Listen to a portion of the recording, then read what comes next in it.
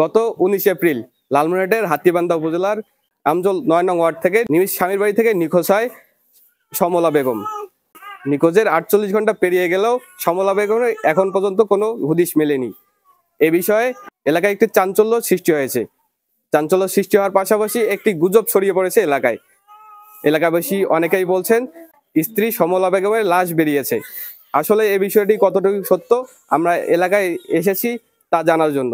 আমরা যদি একটু কথা বলার চেষ্টা করি একজনের সাথে, যে চাচি আপনি যে শুনছেন, কোথা থেকে এসেছেন আপনি? আপনার নাম কি? আমার নাম ফিরোজা বেগম। আপনি কোথা থেকে এসেছেন? ক্যাম্পের ভাষা থেকে। কি শুনে এসেছেন এখানে? ওই যে লাশ দেখতে পাইছি। হ্যাঁ, আপনি কি শুনেছেন যে লাশ বলে দেখতেছে কাগর বাড়ি থেকে। ও, তাই এখন আসি কি দেখতে পাচ্ছেন? না দেখ পারাইছি, এখানকার তো দেখি না তো লাশ। আচ্ছা, আমরা যদি আরেকজনের সাথে কথা বলার চেষ্টা করি, যে চাচি আপনি কি আপনার বাসা কোথায়? ক্যাম্পের পাশে। মানে এখান থেকে দূরে? দূরে। আপনি কি শুনে এখানে এসেছেন? আমি শুনছি যে সমলার নাচ বাইরেছে।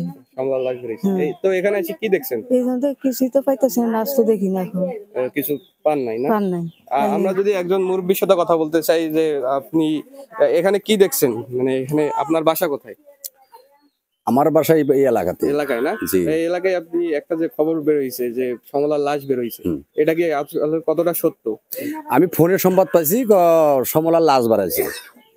আমি ওইখান থেকে ফোন দিয়েছি, আমি ভাঙ্গা স্কুলে ফোন দিয়ে কথাটা সত্য না মিথ্যা, কোনো এটা গজব, এটা কোনো সত্য না।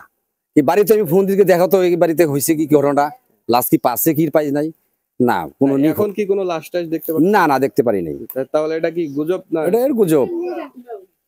আচ্ছা, আমরা যদি সমলা বেগমের মায়ের সাথে একটু কথা বলার চেষ্টা করি, যে আপনি তো মা, আপনি তো জানার কথা আসলে কি লাশ বের হইছে কিনা। না, আমরা ভাও মানুষের কথা শুনে আইছি। হ্যাঁ, আপনি শুনছেন না? হ্যাঁ, মনে করেন এই এলাকাকে একেবারে বুনসিগির মানুষ, ভিটালির মানুষ, আনতে গুতাবার মানুষ, এলে সবাই শুনছে। গজব কথা।